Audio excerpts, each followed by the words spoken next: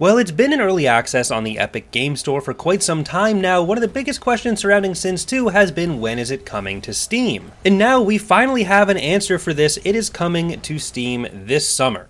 This announcement from Stardock came alongside a lot of other announcements for content coming to the game over the summer as it heads towards a full release. Chief among this new content is the introduction of the third playable race from the original Sins, the Advent. Much like the two existing factions, the TEC and the Visari, the Advent are going to be split into two playable sub-factions, the Reckoning and the Reformation in their case. In my opinion, one of the best changes with Sins 2 has been the diversification of those factions. From the simpler thematic stuff like how the Visari start the game by jumping in from hyperspace, to the more core gameplay changing elements like how each faction interacts very differently with things as basic as resources. And I'm hoping that the same thing holds true for the Advent, which I'm sure it will considering their bigger emphasis on culture. So I'm hoping that one of the changes with the Advent involves a bigger look at culture and maybe expanding on how it worked from the first game, which was a little bit simple and could be frustrating sometimes to deal with. That much is all just my own speculation though. But thanks to the community manager, Rama, being willing to put up with my questions, we actually have some solid information on how mod tools will work, something that I've been wondering about for a while as well.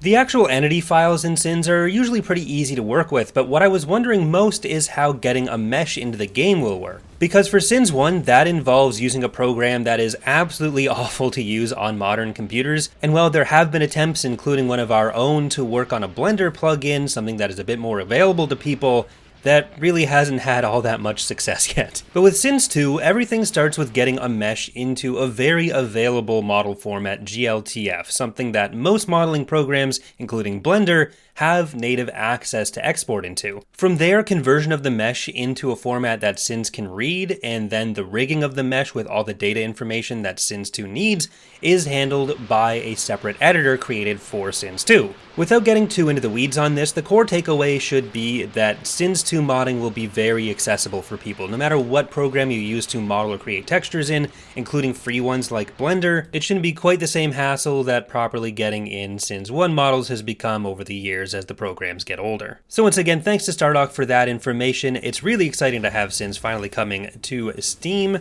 Make sure to head to Steam and wishlist the game if you haven't already, and subscribe here if you want to see more of those changes in action as they come out.